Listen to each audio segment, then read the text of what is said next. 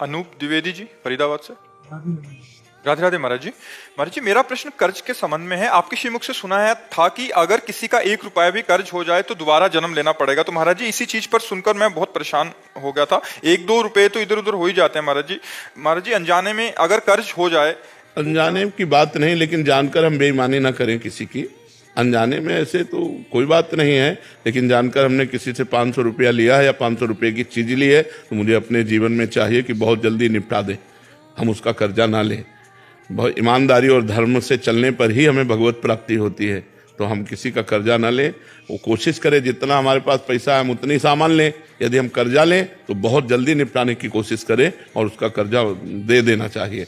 भूल चूक ऐसे उसका कोई महत्व नहीं है, लेकिन जानबूझकर हम किसी से कर्जा जो लेते हैं हमको निपटाना चाहिए। महाराज जी, एक इसमें और था कि महाराज जी, क्या कोई अगर खान पान कराए या कोई किसी ने पेट्रोल भरवा दिया या किसी ने कोई उपहार दे दिया, ये भी कर्जे के अंतर्गत आता है? नहीं, कर्जे के अंतर्गत नहीं आता है। यदि हमारा कोई रिलेशन है या कोई भावुकता का भाव है और हम उसके घर जाते हैं, हमें प्रसाद पवा देता है, तो कभी हमारे घर आता है, प्रसाद पा लेता है, इसका कोई कर्जा नहीं।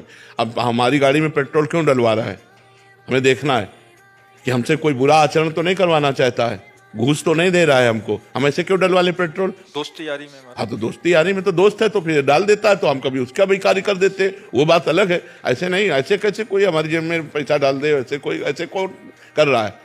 हाँ, बिना स्वार्थ के नहीं। वैसे बचना चाहिए, ये जो खान पान वस्तुएं हैं सबसे बचना चाहिए। मन से कोई कुछ भी दान में खिला के क्यों ले दान पुण्य क्यों ले? अपनी मेहनत की कमाई का खाएं हम। हाँ, निमंत्रण में जा रहे हैं तो हम उसको निमंत्रण देते, वो हमको निमंत्रण दे रहा, वो खा रहे हो। बात अब रोड में कोई हलवा पूड़ी बांट रहा है, ऐसे थोड़ी करने का तुम्हारा अधिकार है कि ऐसे दे दो। तुम गृहस्थ हो, अगर तुम उसके 2 पूड़ी और हलवा पाते हो तो 100 रुपया निकालो, वहां रखो, चलो अपने धर्म से चलो, तो बात अलग है। तुम्हारे सारे सुकृत ले रहा है वो, परिक्रमा लगा रहे हो तो तुम्हारी परिक्रमा का पुण्य ले रहा है वो, तब वो हलवा हाथ जोड़ के खवा रहा है, भैया हलवा खा। वो चतुर है, ऐसे थोड़ी है कि तुम्हें फ्री पवा रहा है। आपने बोला तो खिला नहीं सकते तो खाओ नहीं। हाँ, अपने धर्म की कमाई खानी चाहिए, अपनी मेहनत की कमाई खानी चाहिए। हाँ, हाँ। हम जैसे 4 दोस्त आए हैं, हमारे साथ एक वो दोस्त, वो जैसे कल हमें खिला दिया बड़े होटल में। देखो दोस्त की बात अलग है। अगर वो करोड़पति है तो अपने हिसाब से खवाएगा, जब हमारे घर आएगा तो हम बोरा में बिछा करके उसको रोटी दाल पाएंगे, वो बात अलग है। दोस्त का वो कर्जा नहीं माना जाता है। कर्जा एक अलग चीज होती है। ये खान पान, मान लो वो हमको रबड़ी पवा रहा है, हमारी सामर्थ्य, तो हम चाय पिला रहे थे, तुम्हारी चाय उसकी रबड़ी की समानता कर ले गए, क्योंकि आप गरीब आदमी हो, धनी है, और दोनों दोस्त हैं, तो 1000 रुपये का भोजन पवा देता है, हमारे पास पानी है तो हम केवल पानी पिला देते हैं, तो बराबर हो जाएगा। अपने मन से कोई दे देता, हाँ नहीं लेगा। क्यों ले?